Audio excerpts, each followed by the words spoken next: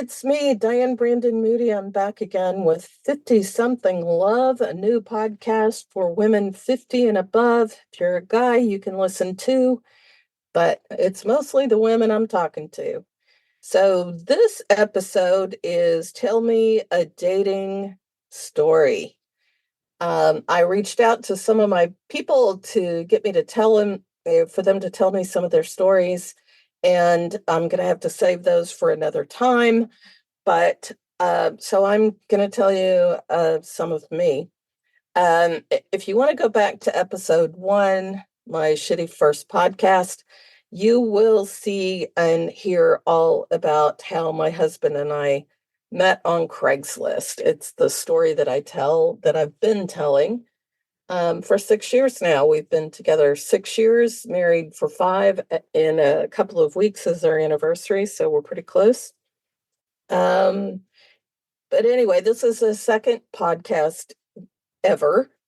And I know it's probably rough. I'm going to be getting better at it, but here we go. I reserve the right to call this one the shitty second podcast just because I'm still learning. I am a double Virgo. If that means anything to you, it usually means that there are some perfectionistic tendencies. And so I wanted to override those and, do the stuff I'm supposed to do and get it out there. So here's a couple of stories. For me, my husband's name is Kenneth, and the dinner, he was a little annoyed that I had not spoken to him on the phone for about 10 days. Getting together took a little while after we first started chatting online, mostly because he was spending a week at his mother's house in South Texas fixing it from Hurricane Harvey, which I thought was really charming. It was such a nice thing for him to do. But when he came back, I had a horrible sinus infection, and I always get them this time of year. Mountain cedar is wretched in Texas, where I live. And so I sounded so terrible. I didn't want to talk to him on the phone. To this day, I don't think he believes me that I was sick. But anyway, I was.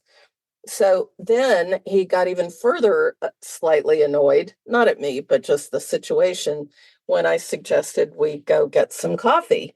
He goes, I don't want to do that. I want to take you to dinner. It was like, wow, that's awesome.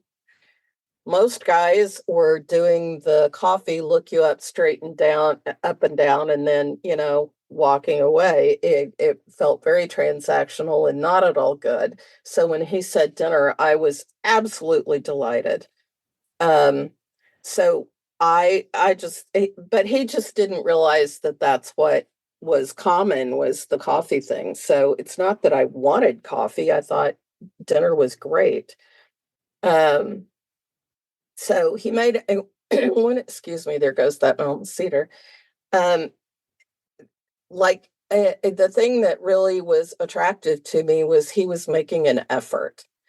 Guys, if there's a guy listening, the number one thing I can suggest to you to get a better class of women in your life is to make an effort. Please. He picked the place near me. He didn't say, well, I don't know. I don't know your area, so I don't know where to go, which lots of guys would say to me. And it was like, what? You don't have Google? Come on, look up Google. It's not that hard. So, anyway, he did all that without my prompting him.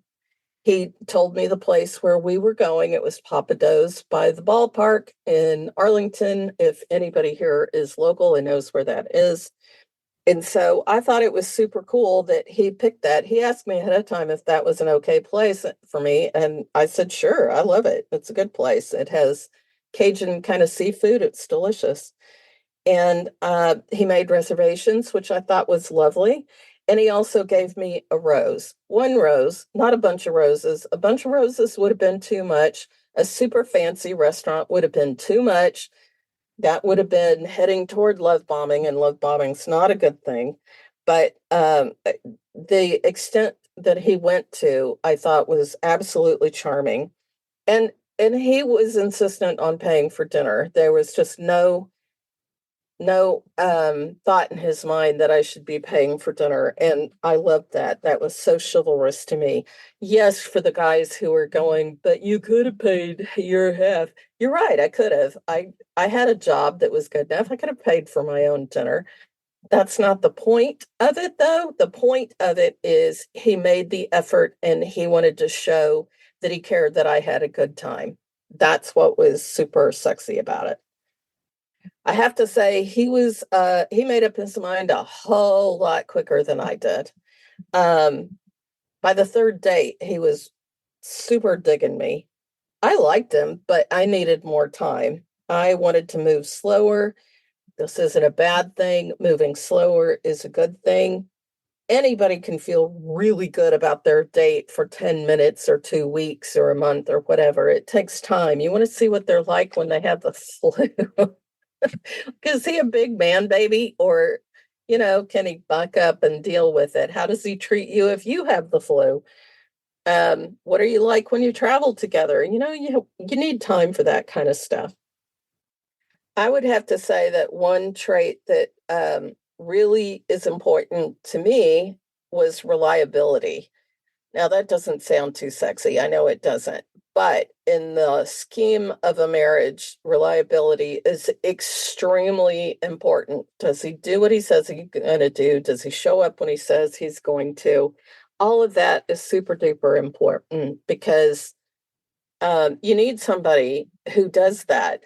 Once you're together, you have parents get older and parents pass away, and you get sick or you need surgery.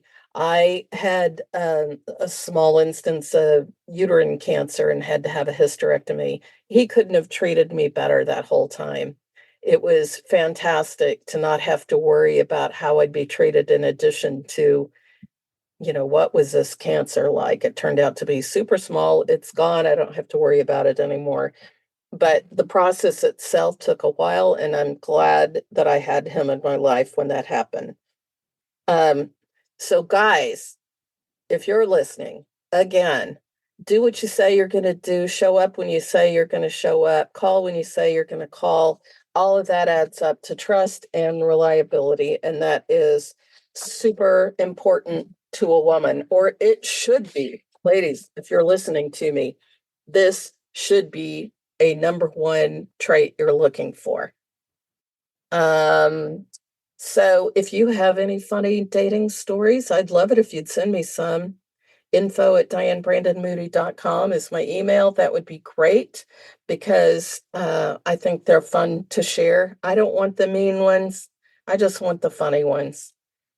Um, oh, here's another funny one from my husband. We were supposed to meet there at 6:30 for dinner, and because of traffic in a ball game, I got there at 6:32. 6:32. He is so precise with time that he was calling me to see if I was still coming. I laughed, and I said, "I'm in the parking lot walking in." So that showed me very quickly time compatibility. I'm not usually very late for a lot of things, but 2 minutes, 5 minutes, yeah, that can happen. And it just made me kind of chuckle. So, I am going to do my rapid fire questions at the end. Again, they're a little bit different, but this is for getting to know me better until I have other people here and we can ask them. How did you meet the person you're with? I told you Craigslist. What is your favorite place to travel? London or anywhere new? What keeps you up at night? I'm still going to say elections.